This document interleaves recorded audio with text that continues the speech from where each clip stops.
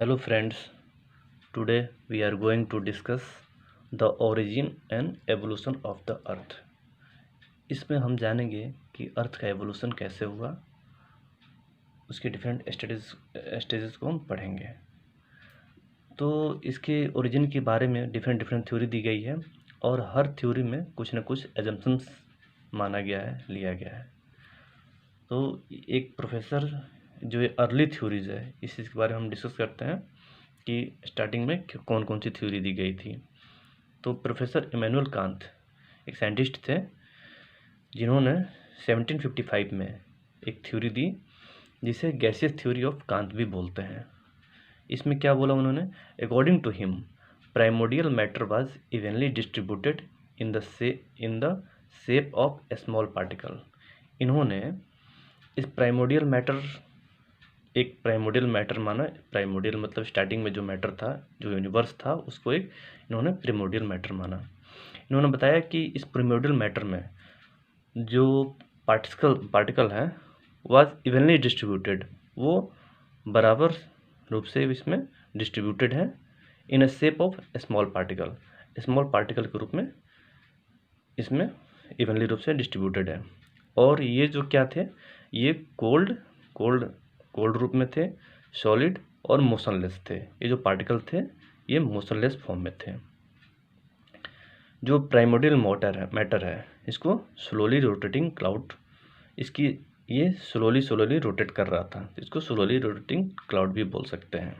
ठीक है, अब ये स्लोली रोटेट कर रहा था। Due to rotation particle began to collide. इसके रोटेशन की, प्राइमोडियल क्लाउड्स के रोटेशन के कारण जो इसके अंदर जो पार्टिकल्स थे जो मोशनलेस में थे वो एक दूसरे से टकराने लगे, एक दूसरे से कोलाइड करने लगे। और कोलाइड करने से क्या हुआ, टेम्परेचर इंक्रीज और रैंडम मोशन स्टार्ट। इसके अंदर का टेम्परेचर बढ़ा और इनके बीच में रैंडम मोशन स्टार्ट हो गया। फिर नेक्स्ट टाइम क्या हुआ, matter start rotating with clouds rotating motion. अब क्या हुआ कि जब ये तो इसके अंदर का जो पार्ट था वो धीरे धीरे रोटेट कर रहा था, अब ये मैटर्स भी जो थे इसी के साथ में, इसी के डायरेक्शन में रोटेट करने लगे। ये जो रोटेटिंग क्लाउड था बाद में इसको नेबुला का नाम दिया गया। Primordial matters converted into nebula, ये नेबुला में कन्वर्ट हो गया। Which start spinning around its axis very fastly, और वो अपने एक्सिस पर काफ़ी फास्टली रोटेट करने लगा। और जो इसके चारों तरफ जो स्मॉल पार्टिकल्स थे जो उसके साथ इसी डायरेक्शन में एक रोटेटरी मोशन में जो इसके साथ रोटेट करने लगे थे, इस कंडीशन में क्या हुआ कि जब इसकी स्पीड बढ़ी तो इस पर जो लगने वाला बाहर वाला जो फोर्स, जिसे क्या बोलते हैं, सेंट्रीफ्यूगल फोर्स बोलते हैं। और इन दो पार्टिकल, इसके अंदर जो पार्टिकल थे उनके बीच में काम करने वाला ग्रेविटेशनल पुल, उससे सेंट्रीफ्यूगल फोर्स क्या हो गया, ज़्यादा हो गया। तो सेंट्रीफ्यूगल फोर्स ज़्यादा हो गया तो इस मैटर्स को बाहर की तरफ खींचने लगा। और ये फिर क्या हुआ, इस स्टेज में क्या हुआ कि ये इस रिंग को तोड़कर और बाहर निकल गए और बाहर एक अपना रिंग तैयार कर लिए। ऐसे डिफरेंट रिंग्स बन गए और इसमें ये मैटर्स जो थे इकट्ठा होने लगे। और ये जो मैटर धीरे धीरे इस कंसेंट्रिक रिंग्स में इकट्ठा होते एक प्लैनेट्स के रूप में इन्होंने डेवलप हो गया ये। तो ये इनका जो कंसेप्ट था इमैनुअल कांत के हिसाब से, उन्होंने ये बताया कि कैसे जो प्लैनेट्स का फॉर्मेशन हुआ। अब इसमें कुछ लिमिटेशन थी। लिमिटेशन क्या थी कि how temperature rise so due to collision. अब इन दो मैटर्स थे, ये जो पार्टिकल्स थे, इनके अंदर का कोलिजन होने से कैसे इतना ज़्यादा टेम्परेचर राइज हुआ जिससे कि ये नेबुला का फॉर्मेशन हो गया। सेकंड क्या था, वाई ओनली 9 रिंग्स फॉर्म्ड। जब सेंट्रीफ्यूगल फोर्स इस पर लगा तो ये इसमें से मैटर्स निकल के बाहर की तरफ आए। जब बाहर की तरफ आए तो सिर्फ 9 रिंग ही क्यों बना, और ज़्यादा क्यों नहीं बने और कम क्यों नहीं बने, तो इस चीज़ को इन्होंने डिफाइन अच्छा से नहीं कर पाए। अब इसके बाद से जो था एक अदर साइंटिस्ट थे, उन्होंने अपना प्रिंसिपल दिया, उसको देखेंगे हम। इसमें जो था, इसके बाद जो नेक्स्ट साइंटिस्ट आए वो लैप्लेस थे। लैप्लेस ने अपना जो है, एडजस्ट कर लिया जाए, लैप्लेस ने जो था 1796 में फ्रेंच मैथमेटिशियन जो थे, इन्होंने अपनी थ्योरी दी। According to him primordial body was intensively hot and rotating gas masses. अब जो इमैनुअल कांट से जो क्वेश्चन एराइज किया गया था कि बताइए कि उस कोलिजन के कारण कैसे इतनी टेम्परेचर बढ़ गया, तो इन्होंने क्या किया, एजम्पशन से लेना था, तो कोई कुछ भी एज्यूम करके बता सकता है उस चीज़ को। तो इन्होंने पहले ही एज्यूम कर लिया कि जो प्राइमोर्डियल बॉडी था, प्राइमोर्डियल मैटर था, वो क्या था, इंटेंसिवली हॉट था, पहले से ही गर्म था, और रोटेटिंग गैस मासेस, और एक गैसियस क्लाउड था जो काफ़ी हॉट था। जैसा कि आप देख सकते हैं, ये काफ़ी इसमें से हीट निकल रहा है, ठीक है। The hot and slow rotating gas mass called nebula, और इन्होंने जो था ये hot and slow rotating gas जो था उसको नेबुला कहा, which is called nebular hypothesis, जिसको नेबुलर हाइपोथेसिस का नाम दिया गया। Nebula was cooling due to the loss of heat from outer surface through radiation. अब ये जो स्लो रोटेट कर रहा था, तो स्लो रोटेशन करने से क्या हुआ, इसकी जो बाहर के सरफेस पे जो ये मॉलिक्यूल्स थे वो क्या हुए, धीरे धीरे ठंडा होना स्टार्ट हुए, धीरे धीरे कोल्ड होना स्टार्ट हुए। कैसे, रेडिएशन के कारण। रेडिएशन के कारण इन्होंने अपनी हीट जो है वो हीट लॉस हुआ इनका, और धीरे धीरे ये ठंडा होना स्टार्ट हुआ। तो जैसे जानते हैं हम, कोई भी चीज़ जब ठंडा होती है तो क्या करती है, श्रिंक करती है, सिकुड़ती है, जिससे क्या होता है, उसके साइज में, उसका साइज कॉन्ट्रैक्ट होता है, छोटा हो गया। अब साइज छोटा होने से क्या हो गया, साइज छोटा होने से इसकी वेलोसिटी में इंक्रीज हुआ, इसकी वेलोसिटी इंक्रीज हो गई आफ्टर श्रिंकेज। श्रिंकेज होने से इसकी वेलोसिटी क्या हो गई, इंक्रीज हो गई। इसकी जो स्टार्टिंग में इसकी रोटेशन क्या थी, स्लो रोटेशन थी, और स्लो रोटेशन कब इंक्रीज हो गई, जब ये श्रिंक हुआ। यही चीज़ इमैनुअल कांट ने बताया था, लेकिन उन्होंने ये नहीं बताया कि इसकी स्पीड कैसे बढ़ी, ठीक है। उस चीज़ को लैप्लेस ने यहाँ बताया कि ये श्रिंक होने के कारण, कोल्ड होने के कारण श्रिंक हुआ, और श्रिंक होने के कारण से इसकी वेलोसिटी है वो बढ़ गई। अब उसी चीज़ को अब जैसे ये कोल्ड हुआ और इसकी स्पीड बढ़ी, तो इसके बाहर भी लगने वाला जो ये सेंट्रीफ्यूगल फोर्स था, सेम चीज़ है, फिर वहीं उसी चीज़ को आगे ले जाएंगे। ये सेंट्रीफ्यूगल फोर्स जो इस पर लगने वाला था वो बाहर की तरफ लगने लगा, और अंदर की तरफ जो सेंट्रीपिटल फोर्स लगता है वो रहता है जो बैलेंस करता है। लेकिन जब वेलोसिटी काफ़ी ज़्यादा हो जाएगी तो सेंट्रीफ्यूगल फोर्स जो इन मैटर्स पर लग रहा है वो इनके अंदर जो काम करने वाला ग्रेविटेशनल पुल है उससे वो ज़्यादा हो जाएगा, जो इसको बाहर की तरफ, आउटवर्ड की तरफ इसको पुल करेगा। और फिर क्या हुआ, रिंग मूव्ड अवे, फिर वहीं रिंग जो है, रिंग इससे बाहर की तरफ आया, and broken into many rings, और बहुत सारे रिंग्स में ये टूट गया। आफ्टर कूलिंग बिकम प्लैनेट, और जो ये मैटर थे ये एक दूसरे पे इकट्ठा होते होते, एकुमुलेट होते होते इन्होंने प्लैनेट्स का रूप ले लिया। तो बेसिकली जो लैप्लेस थे, इन्होंने बताया कि पहले चीज़ उनसे इमैनुअल कांट से अलग इन्होंने क्या बताया कि जो स्टार्टिंग में जो था प्राइमोर्डियल बॉडी जो था वो एक इंटेंसिवली हॉट था, और उन्होंने बताया था क्या कि वो कोल्ड था। और इसकी स्पीड कैसे बढ़ी, इन्होंने बताया कि जैसे ये कोल्ड होके श्रिंक हुआ, इससे इसकी स्पीड बढ़ गई। सो ये था। फिर इनकी भी कुछ लिमिटेशन थी, इनसे भी वही चीज़ पूछा गया कि भाई आप बताइए कि वाई 9 रिंग्स फ्रॉम, सिर्फ 9 रिंग ही क्यों फॉर्म हुए और ज़्यादा क्यों नहीं हुए, ठीक है।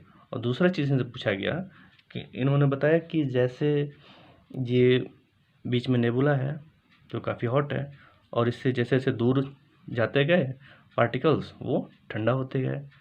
तो इनसे पूछा गया कि ठीक है आप बताइए, जैसे हम जब देखते हैं प्लैनेट्स के क्रोनोलॉजी को, क्रम को देखते हैं, तो इसमें क्या होता है, आपका जो जुपिटर, सैटर्न, यूरेनस और नेपच्यून, ये क्या है, अर्थ के बाद है। तो जो हमारा जो स्टार्टिंग में जो मरकरी है, वेनस है, अर्थ है, मार्स है, ये सब तो सॉलिड फॉर्म में है। बट जो जुपिटर, सैटर्न, यूरेनस और नेपच्यून, ये गैसियस फॉर्म में है। फिर ये कैसे पॉसिबल है, वो तो अर्थ से दूर हैं, अर्थ से दूर हैं तो फिर इनको फिर सॉलिड फॉर्म में होना चाहिए।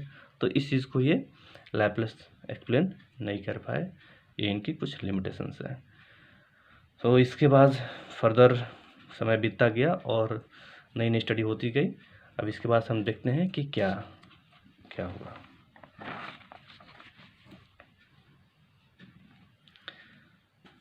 दोस्तों अब हम देखेंगे इसके बाद से चैम्बरलेन एंड मोल्टन ने अपनी थ्योरी दी। इन 1900 में इन्होंने अपनी थ्योरी दी। इनमें क्या हुआ, according to them they put forward plausible hypothesis. Plausible hypothesis में क्या है, इन्होंने एज्यूम किया, दे एज्यूम, सब कोई जो भी अपनी थ्योरी देता था कुछ ना कुछ एजम्पशंस लेके देता था, कुछ ना कुछ एज्यूम करके, क्योंकि इतने लाखों करोड़ों साल पहले क्या हुआ था इसको कोई क्लियरली डेफिनेटली ना कोई बता सकता है, ना कोई विटनेस दे सकता है। हम क्या कर सकते हैं, एक एज्यूम करते हैं, एक एजम्पशन दे सकते हैं कि क्या हुआ होगा, उसी के बेस पर हम सारी चीज़ें अपनी थ्योरी देते हैं। तो इसमें दे एज्यूम्स 2 हेवनली बॉडी।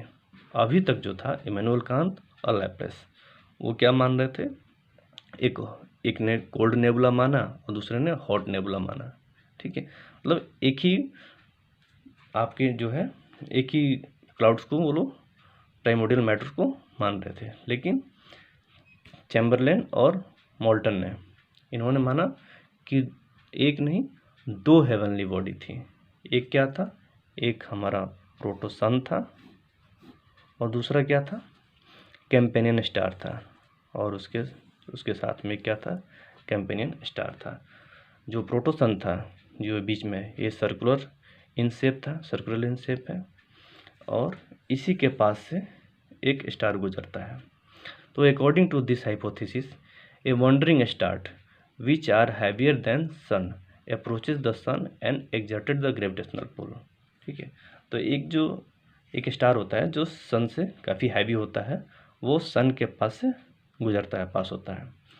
अब चूँकि ये स्टार्स की जो है इसकी मास सन से ज़्यादा है, तो इसका ग्रेविटेशनल पुल भी क्या होगा, ज़्यादा होगा। तो वही चीज़ होता है, ये जब सन के पास से गुजरता है तो सन की जो ये बाहर की जो चीज़ें हैं, ये जो इसको क्या करता है, अपनी तरफ अट्रैक्ट करता है। तो इसके बाहर के जो मैटर्स थे वो इसको, ये जो स्टार है इसको बाहर की तरफ अट्रैक्ट करता है, और as a result a cigar shape extension of material was separated from the solar system. और ये जो प्राइमोर्डियल मैटर था, इसमें से क्या हुआ, जब ये स्टार इससे पास होकर जब दूर से दूर जाने लगा तो इसमें से क्या हुआ, बहुत सारे छोटे छोटे मैटर्स तोड़ के उसको बाहर कर लिया, ग्रेविटेशनल पुल के कारण बाहर कर लिया। वहीं सेंट्रीफ्यूगल फोर्स जो है इनके बीच में काम करने वाले जो ग्रेविटेशनल पुल था उससे ज़्यादा हुआ, इसलिए वो तोड़ के इसको बाहर कर दिया। और as the star move away dust material start revolving sun and start accumulated after cooled.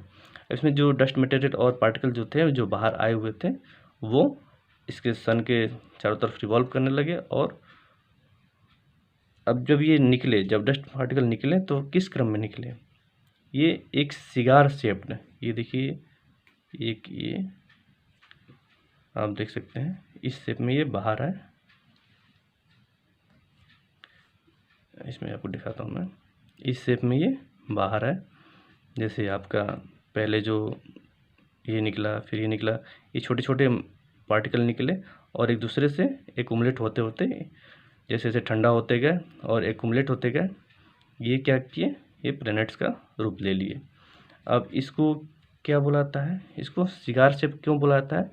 आप इसको देखिए, ये जो है ये हमारे प्लैनेट्स हो गए जो निकले और ये सन हो गया ये। और आप ध्यान से देखेंगे तो ये सिगार का शेप ले लेता है।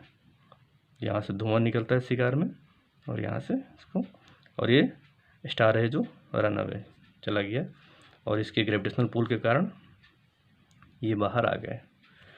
तो जो ये जो प्लैनेट्स हैं, मरकरी, वीनस, अर्थ, मार्स,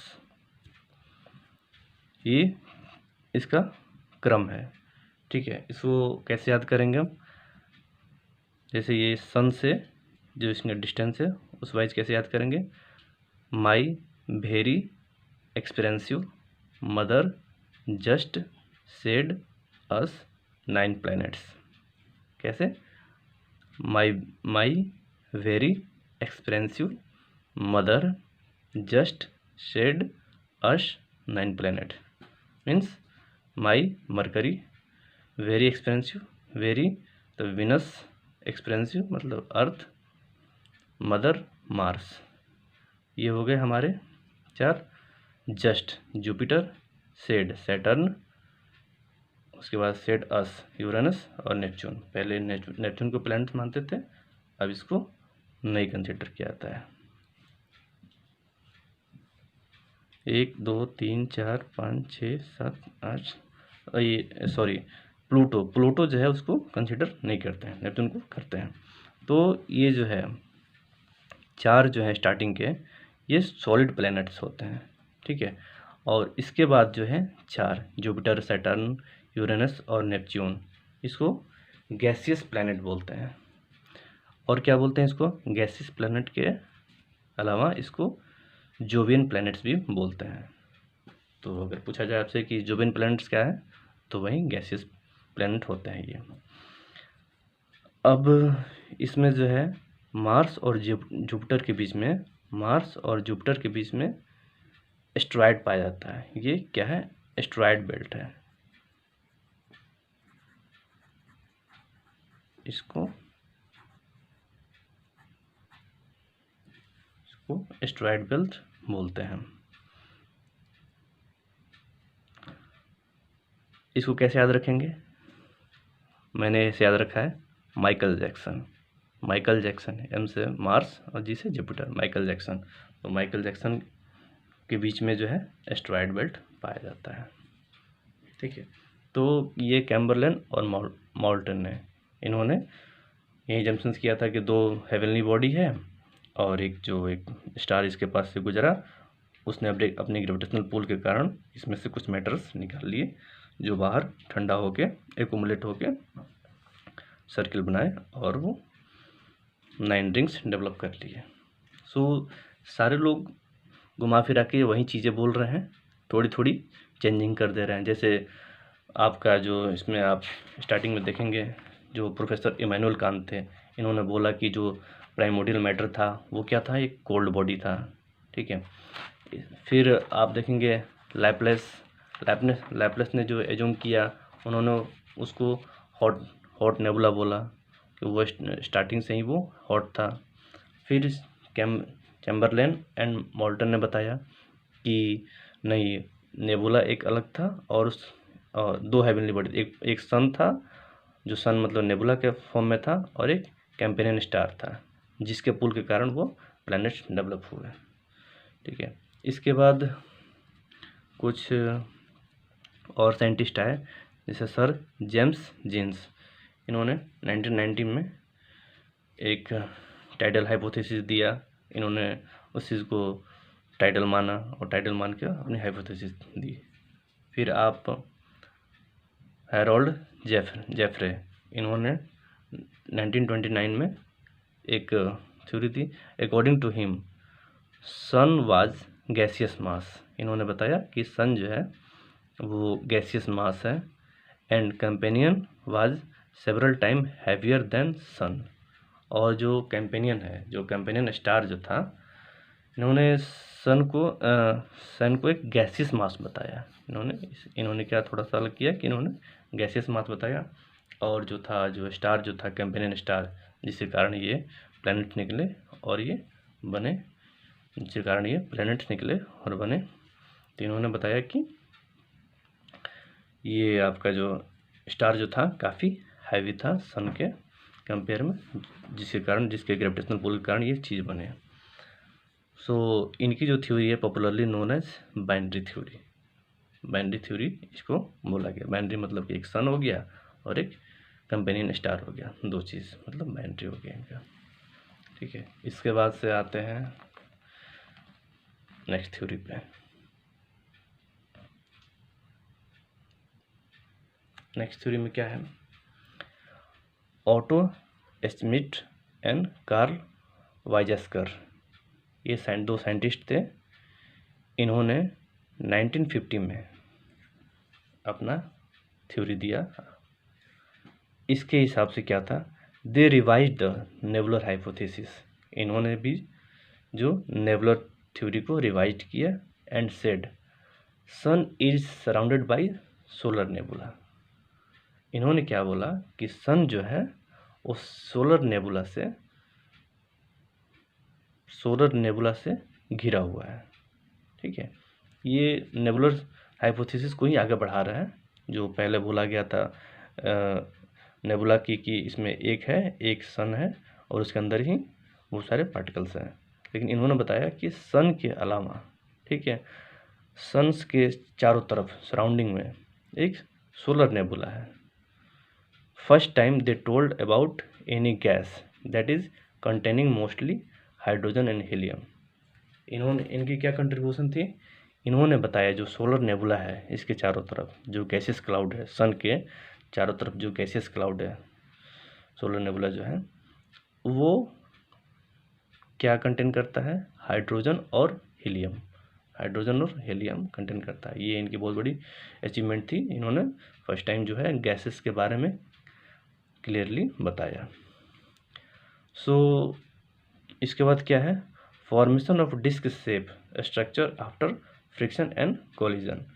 अब ये तो सबने बताया कि ये जो हमारा जो प्राइमोडियल मैटर था, किसी ने प्राइमोडियल मैटर बताया, किसी ने इसको नेबुला बताया, किसी ने कोल्ड बताया, किसी ने हॉट बताया, लेकिन ये स्टार्टिंग से ही इसमें स्लोली मोशन हो रहा था।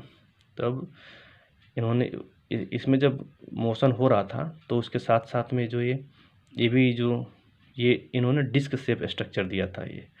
तो ये डिस्क शेप स्ट्रक्चर में जो था मॉलिक्यूल्स थे एक दूसरे से कोलाइड करने लगे, और कोलाइड करने से फिर इनका भी अपना इसकी एनर्जी बढ़ी कोलिजन से, फ्रिक्शन से इसमें कोलिजन बढ़ा, और फॉर्म प्लैनेट दे कंडेंस बाय एक्रेशन। और इन्होंने एक नया टर्म दिया एक्रेशन। वही जो सारी चीज़ें सेम इसमें होंगी कि ये जो मैटर्स जो है ये भी जो इसके साथ आपके सन के साथ रोटेट कर इसी के डायरेक्शन में रोटेट करना स्टार्ट कर देंगे, और इसके ऊपर जो सेंट्रीफ्यूगल फोर्स लगेगा सेंट्रीपिटल फोर्स से ज़्यादा होगा तो बाहर आएंगे, बाहर आके वो रिंग बनाएंगे। इसमें क्या हुआ कि ये इन्होंने तीन चीज़ बताया कि एक तो एक्रीशन हुआ, दूसरा डिस्क शेप, ये डिस्क का शेप ले लिए चारों तरफ इसके, और इसमें जो है आके जो मैटर्स बाहर जो एक्यूमुलेट होने लगे, एक्रीशन का टर्म दिया कि बाहर आके ये मॉलिक्यूल्स जो थे एक्रीट होने लगे, और एक्रीट होकर इकट्ठा होकर ठंडा होकर इन्होंने किस चीज़ का, ये प्लैनेट्स का फॉर्म ले लिया। तो ये ऑटो स्मिथ एंड कार्ल वाइजेस्कर ने 1950 में ये अपना हाइपोथेसिस दिया। ये देख लीजिए। अब हम चलते हैं नेक्स्ट थ्योरी के बारे में।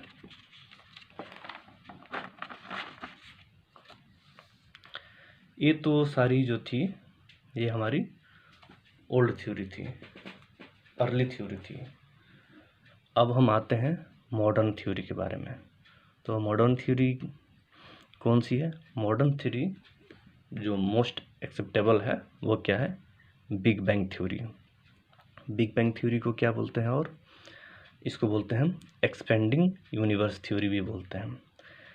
इन 1920 Edwin Hubble provided evidence that universe is expanding. Edwin Hubble जो थे उन्होंने एक एविडेंस दिया जिससे प्रूव हुआ कि यूनिवर्स जो है हमारा वो क्या हो रहा है? एक्सपेंड हो रहा है। Big bang theory was postulated in 1950, 1960 and validated in 1972। ये पेश किया गया 50 और 60 में, और इसको जो है वैलिडेशन है वो कब मिला? 1972 में मिला। It is believed that in starting whole universe was like tiny ball. ठीक है, होल होगा, whole universe was tiny ball. जो पूरा हमारा यूनिवर्स था एक छोटा सा टाइनी बॉल की तरह था।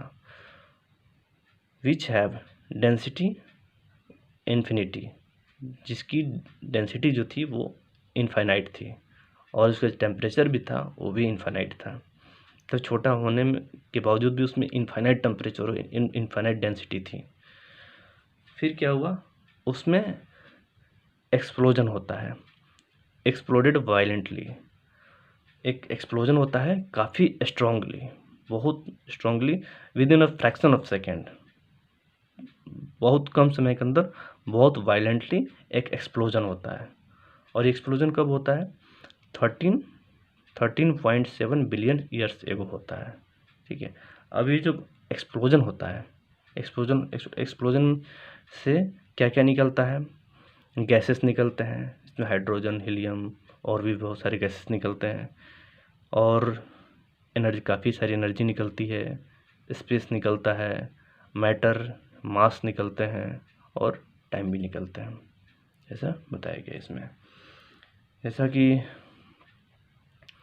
आपका आइंस्टीन की जो थ्योरी है, इन्होंने क्या बताया था कि मैटर को हम एनर्जी में कन्वर्ट कर सकते हैं और एनर्जी को मास में कन्वर्ट कर सकते हैं। तो यहाँ से भी देख सकते हैं कि जो है एनर्जी जो है वो किस में? मास में कन्वर्ट होता है, कन्वर्ट हुआ है। इसमें क्या हुआ? जब एक्सप्लोजन हुआ तो first atom began to form within 3 minute. 3 minute के अंदर पहला एटम जो है वहाँ से बना। Temperature dropped 4500 kelvin in 3 lakhs year, within 3 lakhs year, and gave rise to the atomic matters। 3 lakh years के भीतर जो है 4500 केल्विन टेम्परेचर डाउन हुआ, ठंडा हुआ, और राइज इन एटॉमिक मैटर्स, और एटॉमिक मैटर्स में ग्रोथ हुआ, राइज हुआ। एंड यूनिवर्स बिकम ट्रांसपेरेंट, और हमारा जो यूनिवर्स जो था वो ट्रांसपेरेंट हो गया। ठीक है, आप यहाँ से देख सकते हैं ये सारी डायग्राम आप जितना अपने लैंग्वेज में अपने तरीके से इसको डिज़ाइन करेंगे, इसको शो करेंगे, वो ज़्यादा अच्छा होता है। तो सपोज़ अगर हम लोग स्लाइड्स देख रहे हैं उसमें डायग्राम तो हमें काफ़ी अच्छे अच्छे दिख जाएंगे, बट उसको जब हम ड्रॉ करेंगे तो हमारे साथ डिफ़िकल्टीज आएगी, उसको ड्रॉ कैसे करें। तो अगर आप ज़्यादा से ज़्यादा लिखने का प्रैक्टिस कर रहे हैं, ज़्यादा से ज़्यादा अपने से चीज़ों को ड्रॉ कर रहे हैं, तो आपके लिए काफ़ी हेल्पफुल रहेगा आपके एग्ज़ाम के पॉइंट ऑफ व्यू से।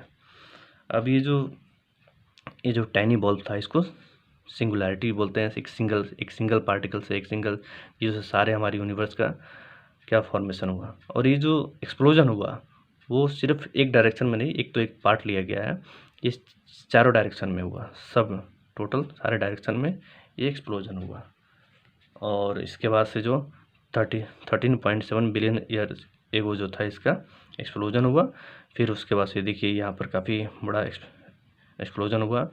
अब देखिए होता क्या है कि एक्सप्लोजन में बहुत सारे गैसेस निकले। अब आपको पता है कि जो एटम बम या हाइड्रोजन बम या नाइट्रोजन बम वगैरह जब इसमें एक्सप्लोजन होता है तो एक दूसरे से रिएक्शन करके ये क्या होता है, एक्सप्लोड करते रहते हैं, और एक बार किसी जगह पर फोड़ दिया गया तो काफ़ी समय तक, काफ़ी सालों तक वो फटते रहते हैं, एक दूसरे से रिएक्शन करके फटते रहते हैं।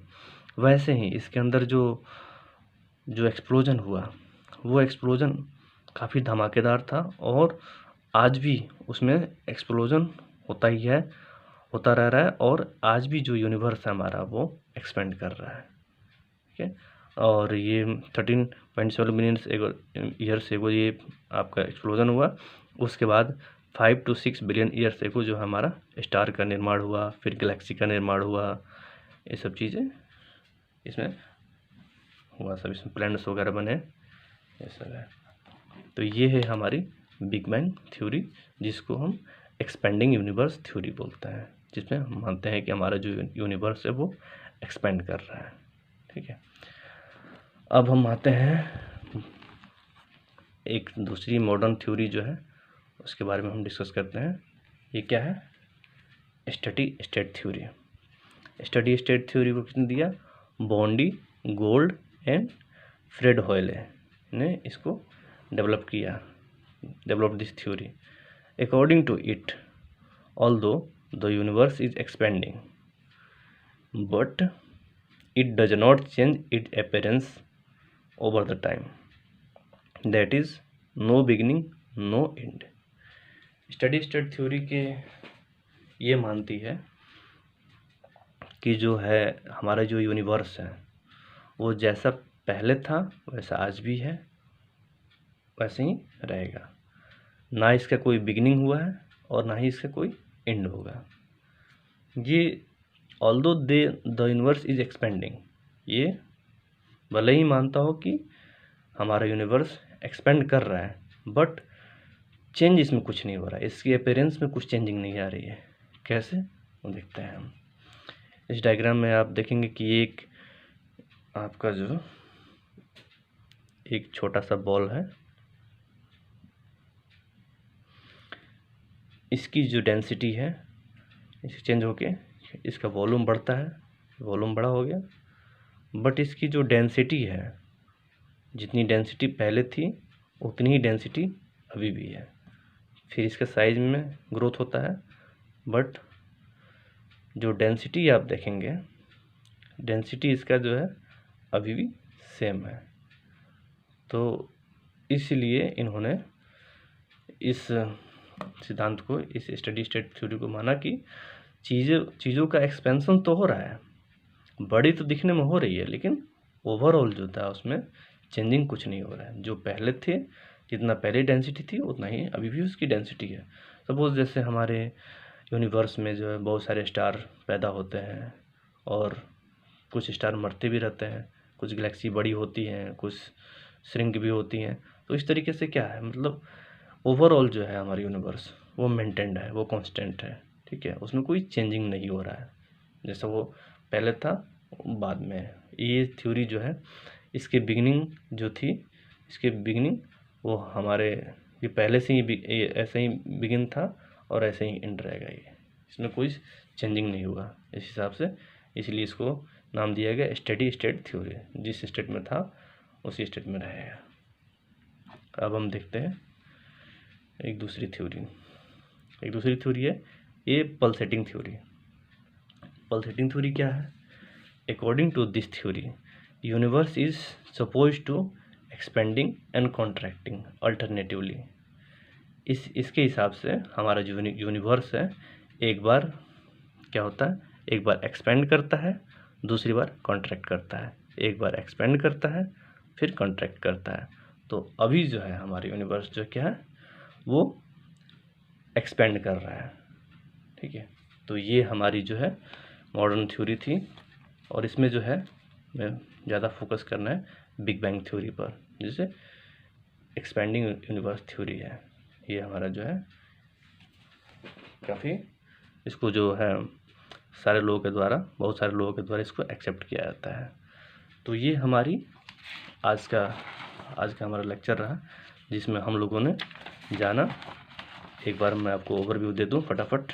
ठीक है, आज हमने डिस्कस क्या origin and evolution of earth, कि अर्थ का एवोल्यूशन कैसे हुआ। सबसे पहले इमैनुअल कांत जो थे उन्होंने क्या बोला, एक प्राइमोर्डियल मैटर था, जो यूनिवर्स था ये उसको प्राइमोर्डियल मैटर मान के इन्होंने बताया कि वो क्या था, प्राइमोर्डियल मैटर जो था स्लोली रोटेटिंग क्लाउड के रूप में था, और उसके अंदर जो पार्टिकल्स थे, उसके अंदर जो मैटर्स थे वो क्या थे, कोल्ड थे, सॉलिड फॉर्म में थे और मोशनलेस में थे। लेकिन जैसे जैसे ये स्लोली रोटेटिंग क्लाउड जो था अपने एक्सिस पर रोटेट स्लो करता रहा, तो इनमें मैटर में क्या हुआ, कोलिजन हुआ, जिगजैग कोलिजन हुआ। फिर उसके साथ में ये जिस एक्सिस पर जिस डायरेक्शन में घूम रहा था उसी डायरेक्शन में भी घूमने लगे, और सेंट्रीफ्यूगल फोर्स के कारण वो बाहर निकल के रिंग्स में ऐसे इकट्ठा होकर प्लैनेट्स का निर्माण कर लिया। तो इन्होंने क्या बताया, जो प्राइमोर्डियल मैटर था वो कोल्ड था, स्लोली रोटेटिंग क्लाउड था, इन्होंने ये बताया। ठीक है, फिर इनसे पूछा गया कि आपका इतना टेम्परेचर कैसे राइज हो गया, तो इन्होंने उस चीज़ को डिफाइन नहीं कर पाया। फिर उस चीज़ को लैप्लेस आते हैं 1796 में, लैप्लेस बताते हैं कि कैसे, इन्होंने ये एजम्पशन करते हैं कि जो रोटेटिंग प्राइमोर्डियल मैटर था वो पहले से ही गर्म था, इंटेंसिवली हॉट था और रोटेटिंग गैसेस मासेस था। तो इन्होंने उस चीज़ को ख़त्म कर दिया, उस क्वेश्चन को कि कहाँ से इतनी ज़्यादा हीट जनरेट हुई थी। तो इन्होंने बताया कि ये एक नेबुला है। ठीक है, और नेबुला आपको पता ही क्या होता है, वो आपको गैसेस मासेस होता है, और इसको नेबुलर हाइपोथेसिस भी बोलते हैं। और सेम कंडीशन इसमें हुआ, वो रोटेट करने लगा, रोटेट करते करते इसमें सेंट्रीफ्यूगल फोर्स के कारण बाहर आया और रिंग शेप में उन्होंने प्लेनेट का निर्माण किया। तो ये लैप्लेस का था, जिन्होंने इन्होंने कोल्ड बताया था और लैप्लेस ने इसको हॉट बताया। फिर चैम्बरलेन और माल्टन ने 1900 में आपका ये 2 हेवनली बॉडी थ्योरी दिया, जिसमें एक प्रोटोसन था और एक कंपेनियन स्टार था। कंपेनियन स्टार के ग्रेविटेशनल पुल के कारण ये सब प्लैनेट्स बाहर आए और इन प्लैनेट का निर्माण हुआ, जिसमें हम लोग पढ़े कि ये सॉलिड, आगे के जो 4 हैं वो सॉलिड प्लैनेट्स हैं और पीछे के जो 4 हैं वो गैसियस और जोवियन प्लैनेट्स हैं। बीच में क्या आता है, माइकल जैक्सन मार्स और जुपिटर के बीच में एस्टेरॉयड बेल्ट पाया जाता है। ठीक है, फिर ये छोटी छोटी 2 थ्योरी थी। फिर Otto Schmidt and Carl Weizsacker 1915 में इन्होंने दिया। इन्होंने बताया कि इनका कंट्रीब्यूशन क्या था, इन्होंने हाइड्रोजन और हीलियम गैसेस के बारे में क्लियरली बताया, और इन्होंने डिस्क शेप बताया। डिस्क शेप में भी वही सेम चीज़ हुआ, इनके बीच में कोलिजन हुआ और बाहर आके अपना रिंग शेप में प्लैनेट का निर्माण करते हैं। ये ऑटो स्मिथ जो थे, इन्होंने इंटरस्टेलर डस्ट हाइपोथेसिस इन्होंने दिया, means large quantity of the gas and dust particle scattered in universe. इनका मानना था कि लार्ज क्वांटिटी ऑफ जो है gases and dust particle are scattered in the universe. ये हमारी रही बिग बैंग थ्योरी, जहाँ पर एक सिंगुलैरिटी, एक सिंगल मैटर होता है, उसमें ब्लास्ट होता है और ब्लास्ट में से गैसेस निकलते हैं, एनर्जी निकलती है, स्पेस निकलती है, मैटर निकलते हैं और टाइम निकलता है। ये सब चीज़ें इनमें से निकलती हैं और धीरे धीरे जो है इसमें से हमारे स्टार्स का फॉर्मेशन होता है, गैलेक्सी का फॉर्मेशन होता है, ये सब चीज़ें इससे होती है। आप देख सकते हैं इसको। सो यही रहा हमारा, हमने देखा कि कैसे हमारा जो है ओरिजिन ऑफ अर्थ होता है। डिफरेंट थ्योरी को हमने डिस्कस किया और इसमें हमारी अर्ली थ्योरी और मॉडर्न थ्योरी के बारे में हम लोग डिस्कस किया। तो गाइस, ये रहा हमारा आज का लेक्चर। अगर आपको अच्छा लगा हो, आपके लिए हेल्पफुल होगा तो एक लाइक करिएगा, अपने दोस्तों के पास शेयर कीजिएगा। इसके बाद हम ज्योग्राफी का जो हमारा नेक्स्ट चैप्टर होगा, इसमें जियोलॉजिकल हिस्ट्री ऑफ अर्थ के बारे में पढ़ेंगे कि हिस्ट्री पर जो जीवों का विकास हुआ, जो उनका डेवलपमेंट हुआ, कैसे धीरे धीरे कैसे हुआ, पहले कौन सा पहाड़ आया, कौन से पर्वत आए, कौन से माउंटेन आए, ठीक है, कौन से जीव आए, इन सब चीज़ों के बारे में हम एक टेबल के माध्यम से क्रोनोलॉजी से उसको हम रीड करेंगे। सो आप हमारे नेक्स्ट वीडियो को ज़रूर देखिएगा और तब तक के लिए अपना ध्यान रखिए। Thank you.